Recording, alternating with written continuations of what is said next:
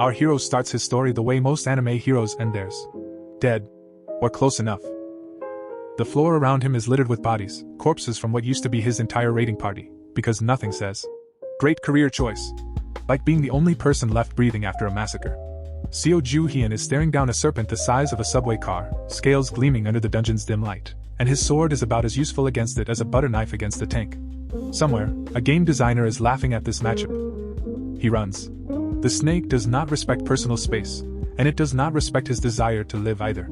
It chases him through the wreckage of the room with the enthusiasm of something that has not eaten in weeks, and when his blade fails to even scratch its hide, Joo-heon does the smart thing and creates distance instead of dying immediately, which honestly counts as strategic genius in this genre.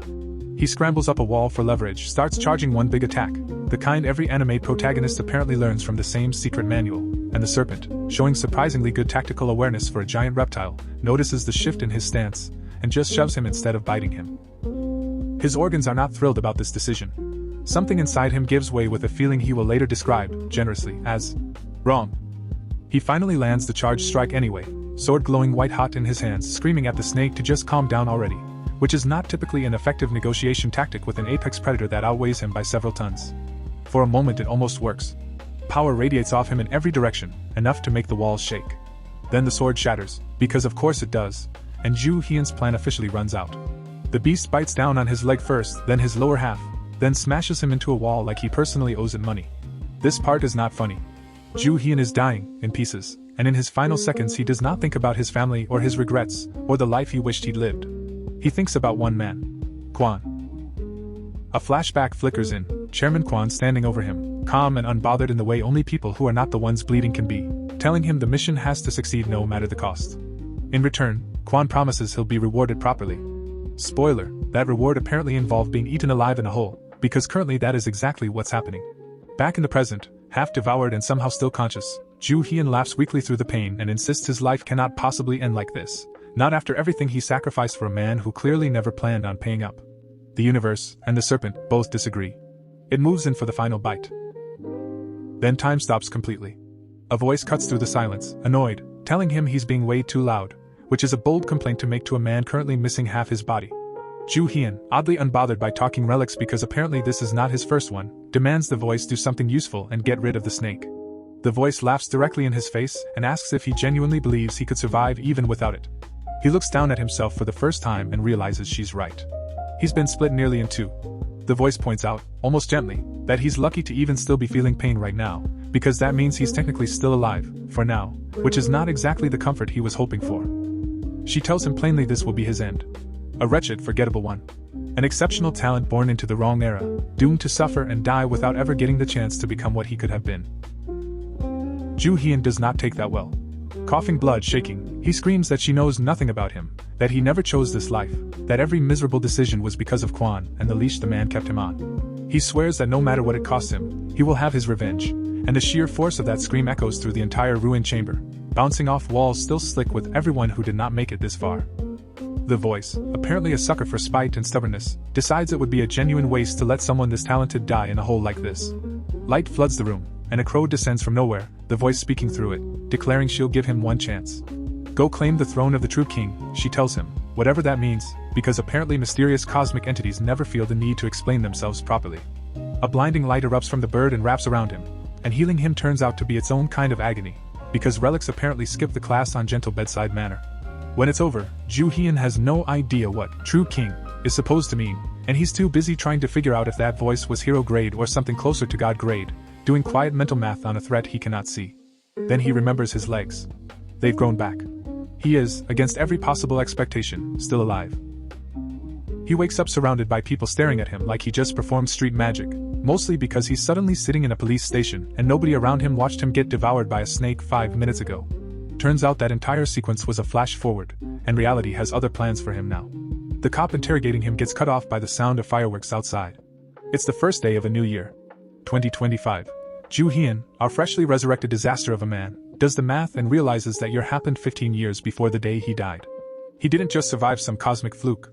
He went back in time, fully, completely, with everything intact, which is either the best or worst thing that has ever happened to him, and he has not decided which yet.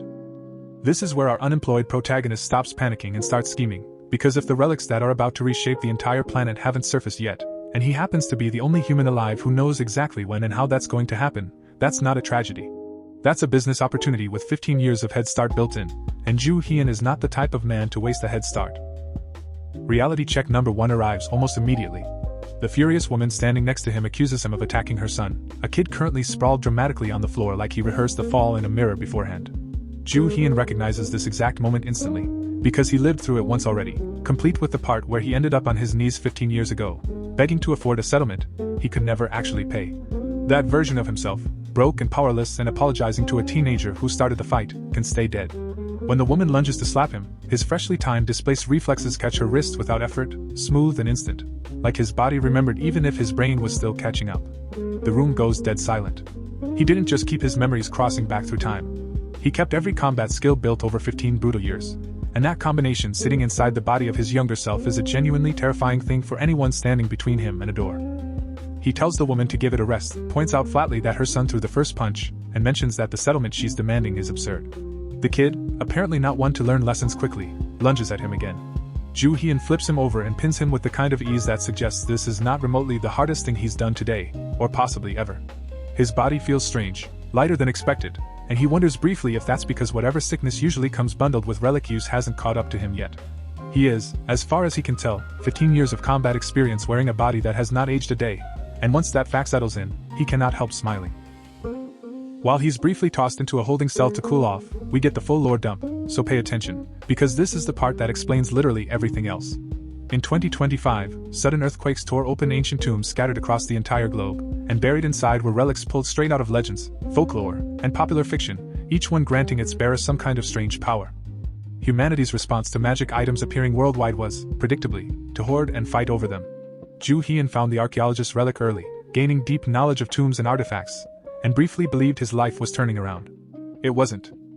A corporation called TKBM, run by a man named Kwon, locked down every major excavation site through ruthless legal maneuvering. Kwon recruited Joo-heon for the dirty jobs, smuggling relics, spying, sneaking into restricted tombs, and repaid 15 years of loyalty with humiliation while pocketing all the credit. Joo-heon died in a hole full of snakes. None of it meant anything in the end. Back in the present, floating text calls him a lousy thief who can't even use a shovel properly. A status screen reveals his first Tomb Raider skill, Spy, a detection ability sensing everything within a 1-meter radius. A quest follows, awaken 3 more hidden skills to become a full Tomb Raider. A guard tells him to quiet down, and Joo-heon realizes he's the only one who can see any of it. The archaeologist's relic vanished when he died, but its power stuck with him, meaning he now has early access to abilities before the relic era has even begun for anyone else. If you're new here, subscribe so you don't miss this man becoming an absolute menace one relic at a time. John Woo bails him out, casually mentioning the kid from earlier is a repeat offender. On the walk home, Joo-heon fishes for info about strange incidents. John has no clue what he means, confirming relics aren't public yet. His only problem now, he's broke, and most known relics are surfacing overseas. That solves itself fast when a group of old thugs corners him on the street, led by Park, a former mobster turned art broker who used to work Joo-heon to the bone. Not this time. Joo-heon drops the first one with a punch, quits on the spot, and demands his back pay. When the rest attack, 15 years of combat experience make it a one-sided fight. Cornered, Park pulls a knife, and it turns out to be a relic. Joo-heon doesn't look worried. He looks like a man who just found a winning lottery ticket in an old coat pocket.